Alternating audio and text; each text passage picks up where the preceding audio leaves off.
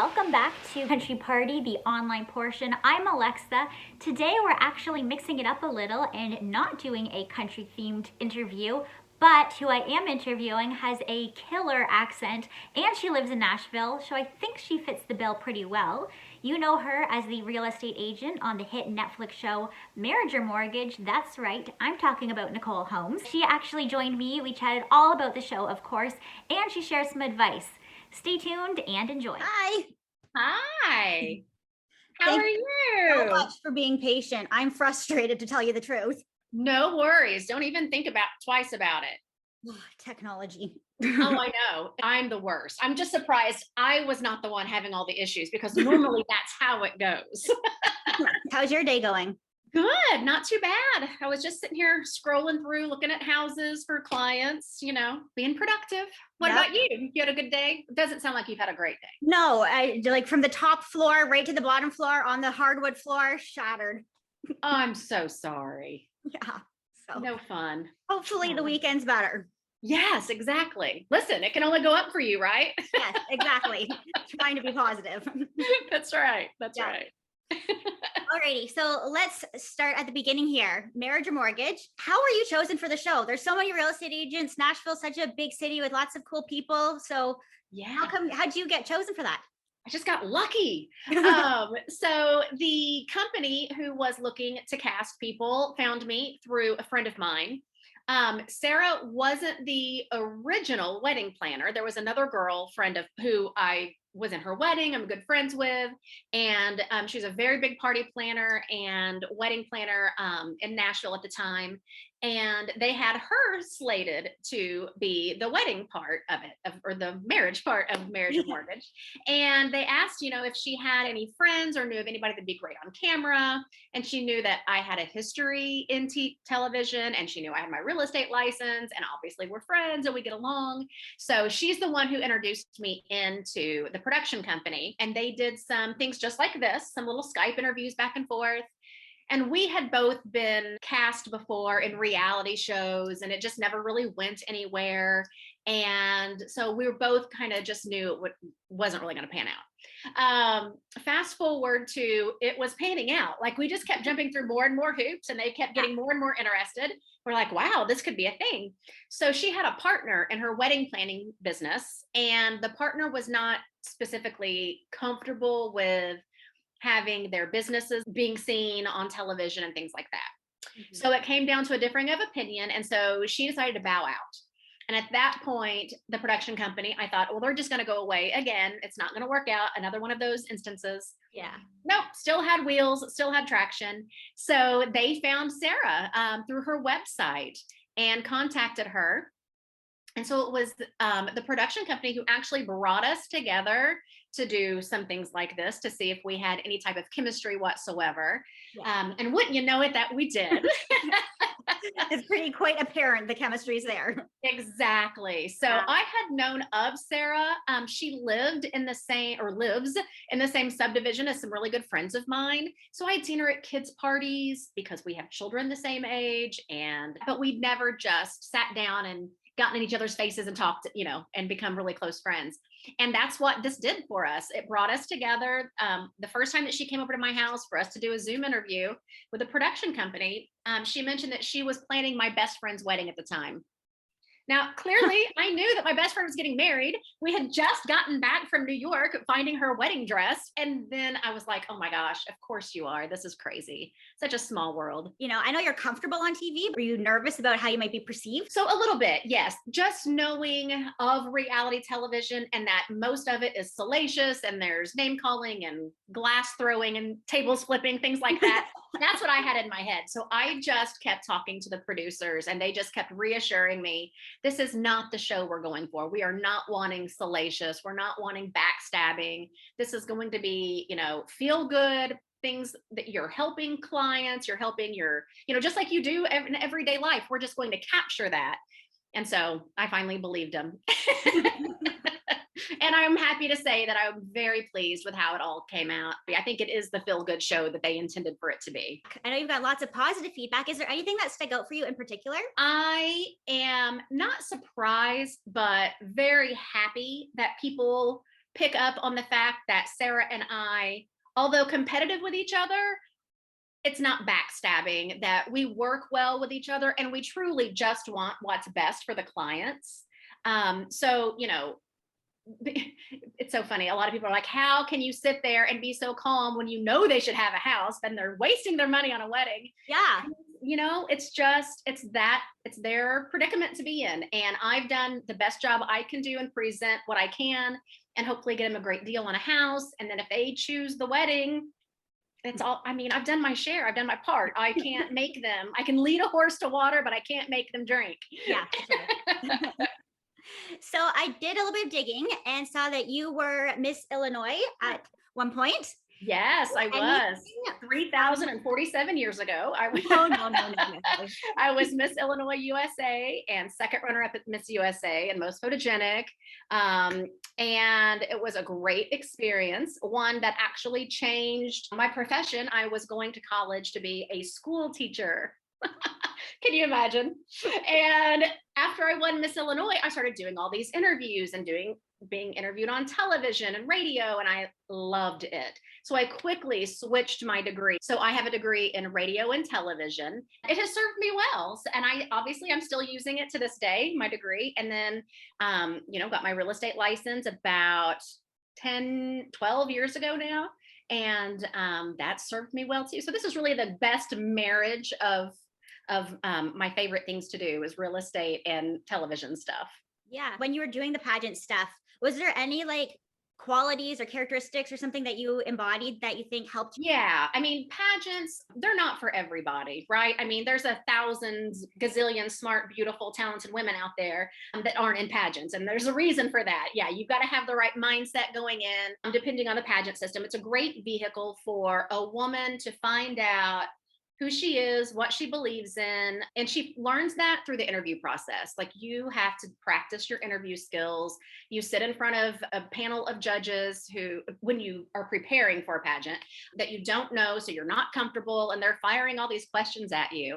And it's about the hard things. It's about the hard topics in life. And so you have to back those answers up. So that certainly helped. It helped me come into my own. I've never been a very shy person, but it certainly helped my stage presence and talking in front of people and just being on a stage in general. It certainly helped with those things as well. So yeah, you have to have the right personality for a pageant because, beautiful, smart, talented women, dime a dozen. We're everywhere. So more into the real estate side, what advice would you give for young adults that are not sure which route to take? They get out of university and, renting here or staying at home and saving up. What's your advice? Well, absolutely start saving. You're never too young to start saving for that payment, for that down payment, for that house. And I know that renting always, sorry, I've got my dogs over here. So if they start barking, I'll try to pause it or something. Bring them in if they start barking. They're having a little tussle right now. And I just can't, who knows what kind of sounds you're going to hear. Anyway, so it's never too early to start saving. And just remember, because I know that renting seems so easy. It's like the next step, right? Yeah. But even when you're renting, you're spending a lot of money a month towards housing. That's just paying someone else's mortgage. You could be paying your own mortgage. So if you have to live at your parents' house for a while, great. If you have to get some roommates and rent for a little while you save up, a nest egg, great. Like it's just really smart because it's something that traditionally speaking, you're going to make money on. I can't sit here and definitively say that every real estate transaction you're going to make money on. Historically speaking, though, in the last couple of years, that's how it's been. So that's all I have to work off of. And so that's why I would promote absolutely saving your money and putting down roots, finding out where you want to be and just figuring it out, like right out of college. And it's not your forever home. It's going to be your first time home. Right. And who knows, maybe by the time you move out, you're in a situation to keep it as an investment property and then buy the next one. If not, sell it, hopefully make some money, put it towards the next one. It's a win-win situation. Yeah. A couple of years ago, I bought a house with my mom. Great. So I'm part homeowner. I've got a small percentage in the house, which still cost me a pretty penny, but Sure. I felt like that was the best thing for me to do at the time. And like you said, not do rent. But my particular thought is, in many other new jobs that are out there right now, it's really hard to even qualify for a mortgage. Like, what are people supposed to do these days? I know it is. If you are lucky enough to have a parent to help, obviously, do that. There are different products. Now, I'm not a mortgage lender, but I've been in real estate long enough that I know that there are different mortgage lending products. So there are some for first time home buyers. There are some for specific minorities, or if you're in a specific profession. So just shop around. You don't have to go to the bank that you've had your checking account with since you were 16. You can look around at other mortgage brokerage firms and find out what they can help you out with and the best percentage rates that you can get. So just shop around. That's my 2 cents there. Yeah, it just seems so different. Like, grandparents, my grandpa went to work, my grandma stayed home and raised my mom, and they bought their house, no problem, paid their mortgage, and like that was that. Now it's like Right. you work around the clock and you're still I struggling. know. Have you had really good transactions that you lucked out on, or something that you're totally kicking yourself over? I'm not really kicking myself over. I've done well on the properties that I've purchased and sold here as in my adult life in Nashville. And I do wish that I still had a condo in the downtown area called the Gulch. However, it was a very specific situation. The HOA, the Homeowners Association, wanted to buy the unit that I was living in, or that I had lived in. I was using it as an investment property at the time, because they wanted to buy it from me because they wanted to expand the amenities. So it was a great deal at the time. My daughter was really young. I was just divorced. And so I chose to sell it to have that nest egg, to take that lump sum of money, because I was making a good profit off of it. I almost doubled my money on it in like less than 5 years. So I did choose to sell that. And I kind of wish I still had it, not necessarily from the money point of view, although it would have been nice because it's probably doubled again since then. Yeah.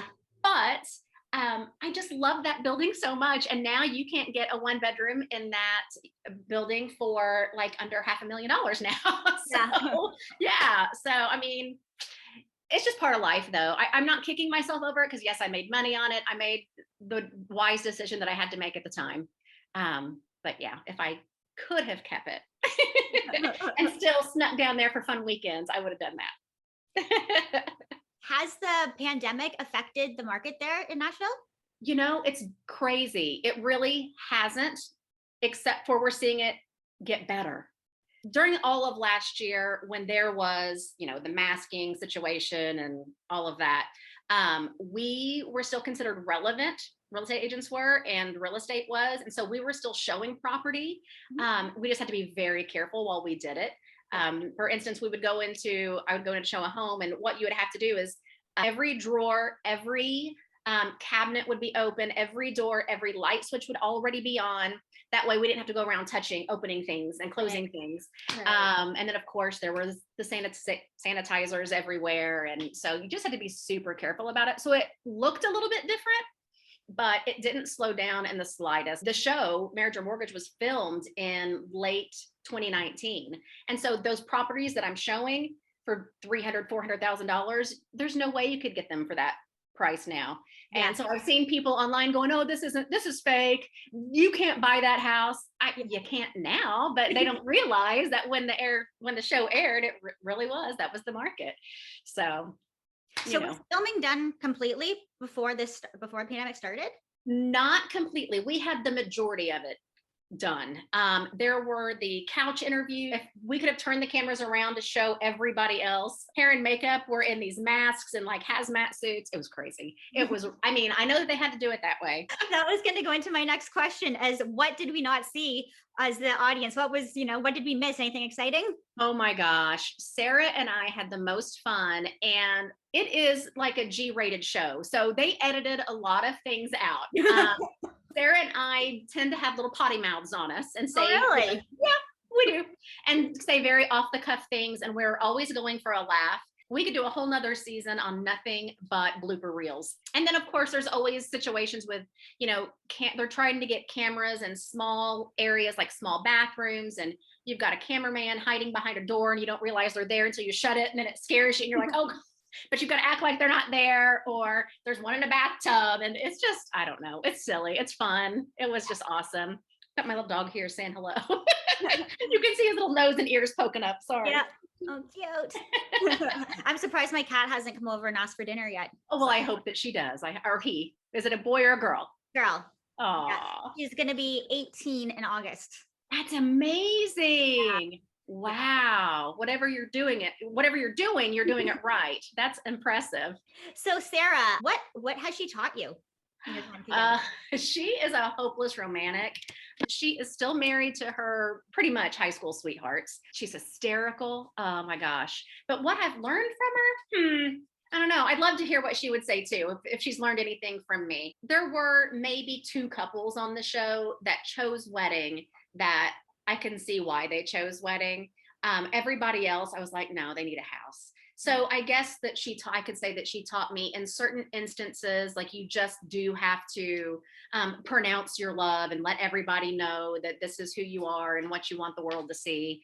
And those 2 specific cases that I'm referring to were the gay couples, where I understand that it was totally important for them to show the world love is love and it's accepted and it should be. And, so I get that. I get why they chose to be so public and so open with a wedding as opposed to purchasing a house. Those are the 2 I get. Everyone else blew my mind. I know. Crazy. I know. My mom and I are like, what do you think? What do you think? We were like so certain on this one, and then nope. I know. Well, the same thing would happen with Sarah and I. They'd come in, I'd be like, oh, I think they're leaning towards wedding, and and then they would choose house or vice versa. But yeah, we never really picked accurately either. What would you say is your favorite episode?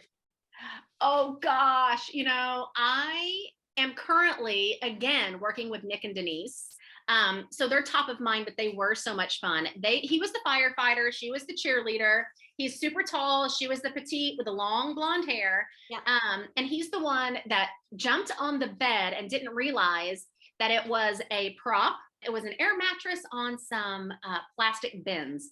And here, all 6 feet, 7 inches of him jumps and lands on it, and it collapsed and made this huge sound. And we screamed, and the poor sound man, I bet his ears were bleeding the rest of the day. Since then, your schedule has been booked solid.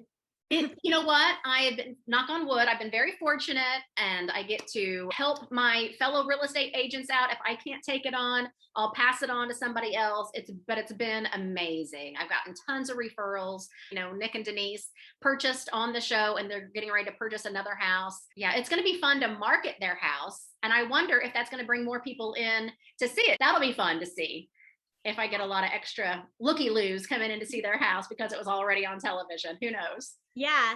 Do you get the chance to watch any other real estate shows? I do. Yeah. I mean, I'm a fan of all the real estate stuff. I like HGTV and DIY. I love all of those. Now that I've seen some behind the scenes stuff, it's interesting because I'm like, that didn't happen that way. There's been some, I think they probably had that house already purchased. They knew, which wasn't the case with our show at all. In fact, we had some of those days, those decision-making days when the couples come back into the office and sit down with Sarah and I, and we do our best to persuade them one way or the other. We pull out all the stops that we had, extra long days because they were literally so torn and couldn't figure it out. They were on the phones with their mortgage and their lenders. So you've had so many exciting things happen in your life. What do you want to do next? Oh gosh, I'd love another season of Marriage and Mortgage. If we're not lucky enough to do that, I would love to do another show of some sort.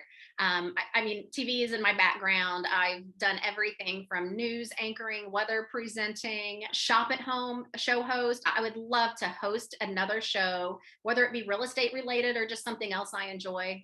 I'm open. Totally open, but I'm always going to have my real estate license, but I would love to do more television work. Yeah, for sure. Yeah. Well, thank you so much for squeezing me in your busy day. Absolutely. No, it's my pleasure. I'm glad it worked out. Yeah, it's nice to finally meet you.